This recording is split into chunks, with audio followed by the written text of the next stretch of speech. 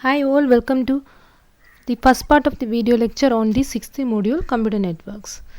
So this is the last module, right? So we started our discussion, say from the first module onwards, we gone through all the layers, right? So then we moved on to the so-called means data link layer in detail when we discussed the second module, and followed by that then I think in the third, fourth and fifth module we were discussing that network layer in detail. So now it's time for us to move on to the transport layer, the next core part of the means OSI reference model, and some glimpse about the application layer. So that is how the topic will be winding up. Let's start with the transport layer. So the first half of the video lectures we will be giving for the transport layer, and the second half will be for application layer. So like that it will proceed. So transport layer together with the network layer, something we already discussed in detailed, maybe 3 modules almost, right? 3, 4 and 5th module about the network layer. Now it's a time to discuss the transport layer. So along with network layer, the transport layer, they together act as the heart of the protocol hierarchy. So that shows the importance.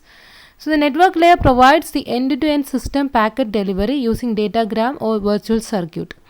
So something we already knows. Then what about the transport layer? So it provides the process to process delivery. So it's something like this, something we discussed already. If you look at the communication, say between two machines, say host A and host B, right? They want to communicate each other.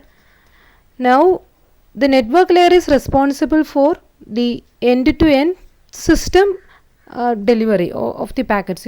Packets is nothing but the network layer protocol data unit is what we call as a packet. So once A starts sending something, the network layer will ensure that it ultimately reaches B. On the way, routers will be there and routing algorithms will be running, and it will be choosing the optimal path, and ultimately it will be delivered to the destination host. But the situation is not like that. Means inside this host, there will be a number of processes running, and at any time the network service will be requested by a particular service, right? So if this is a case, ultimately if there is only one network endpoint, so all these processes will be trying to communicate through this endpoint, and ultimately it will be reaching here. Similarly, at the receiver side there will be a number of processes running, and so you could see some kind of multiplexing and demultiplexing, right? From at the center side, from the many process the information is being collected, or many to one, to a single network endpoint, and similarly at the receiver side, from that common network endpoint the information is correctly demultiplexed to the particular process which is trying to get the data. So it's something like this. It may be you may open your browser, maybe a particular tab for the Gmail server, right? So this is process 1. So that is about it's trying to access some your mail, say. So let it be the Gmail's server. So this connection will be taking your mail from your machine to B. I assumed as the Gmail server, right? And maybe this process 2 may be trying to access something from the Facebook server, say. So there will be another server, right? That particular maybe through this router something it reaches here, and it will be delivered like this, say the Facebook server. I'm just taking an example, that's all. So this is the way the communication is happening when you are looking at the transport layer. So transport layer is dealing with the process to process delivery of data. So once from this P2, whether it is correctly reached this particular process, say F1, something like that. From P1, whether it correctly reaches this G1. So that kind of guarantee is being provided by the transport layer, which is sitting on top of the network layer. So just like we already seen, the network layer will mask the heterogeneity of the underlying data link layer. So you can see there are different data link layer standards like Ethernet, 802.5, that's token ring, token bus, many things were there. Maybe we saw a few in detail, of course. And these protocols are of heterogeneous in nature. They are the way they communicate, so everything will vary from one to another, the maximum data transmission unit, everything. But on top of this different data link layer standards, we have the network layer that will mask the differences among different data link layer standards. Now, what is the role of transport layer? So that is sitting on top of network layer. Definitely we have different network layer models. So TCP/IP is one such model. ISO of course is a reference model. So there are other models also, like maybe means mainly we are studying TCP/IP only. So of course the ATM service or some other kind of services which we are not covering, but still you have to understand that the heterogeneity is still there at the network layer. So other than TCP, but if you look at the Ethernet standards, I mean data link layer standards, even though there are different data link layer standards exist, the Ethernet is something dominating. So we are, if everyone is replacing their link layer standard with Ethernet, things will work fine. But we can't expect like that. In the world, some people will be using that Ethernet, others will be using something else. So in that way, you should keep that heterogeneity in mind, and accordingly you should come up with the design. So that is the thing. And similarly, if you look at the network layer, at TCP/IP is something dominating, but at the same time there should be space for other network layer models. And in that case, when we add a layer, that is the transport layer on top of it, so that is somewhat closer to the application layer. So from the application layer, it will take the message and it will mask the differences among the network layer models, and it will be providing, means maybe some kind of segmentation it will be doing, and that segments or the piece of information will be given to the network layer. So that is the way this transport layer is generally working. Of course, we will see more details in our subsequent discussion. Yes.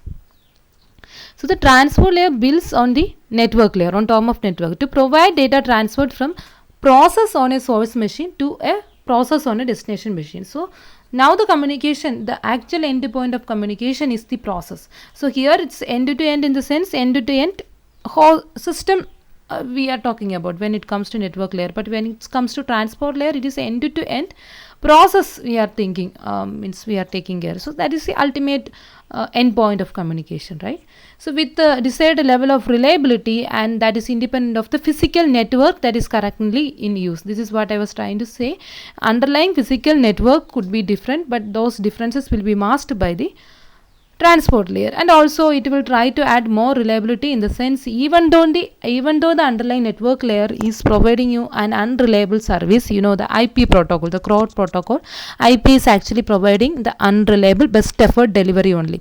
But if you add the transport layer on top of it with some which is capable of providing reliable service, so even though the network layer is providing unreliable service, it will be, so the difficulty that will arise out of that best effort delivery will be masked at the layer above it, right? In the transport layer particularly, we will be seeing two major protocols.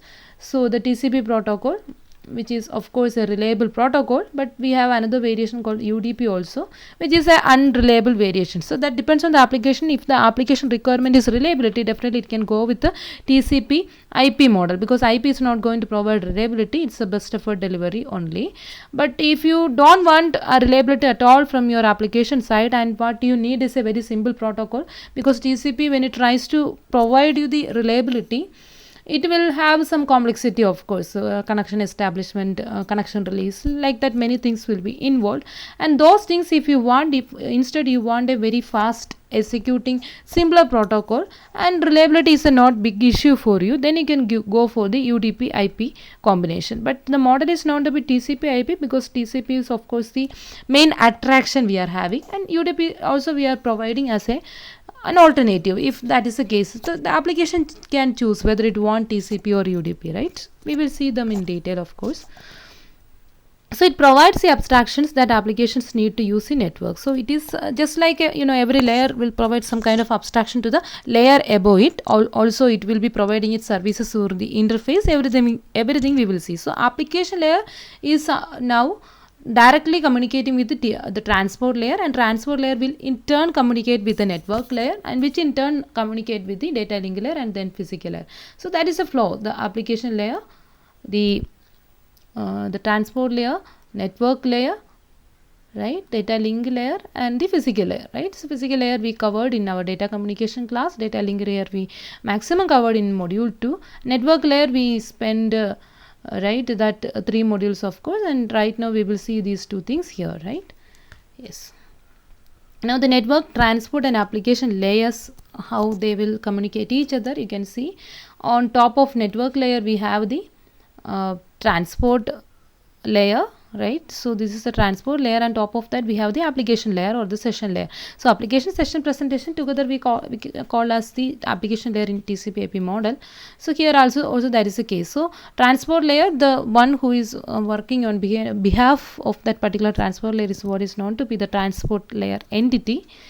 So if you look at the data transfer unit at transport layer, we call it as a segment, right? So segment is nothing but a transport layer protocol data unit. Similarly, at the application layer there is nothing, no such protocol data unit. Instead we call everything to be message. So message will be decomposed from the so called segments, and further segments may be fragmented into packets, right? That depends. So mostly, if you use TCP, it will provide segmentation in such a way that the further fragmentation at the lower layer is not at all needed. So that is a kind of optimization we are having right now, but initially that is not the case, right?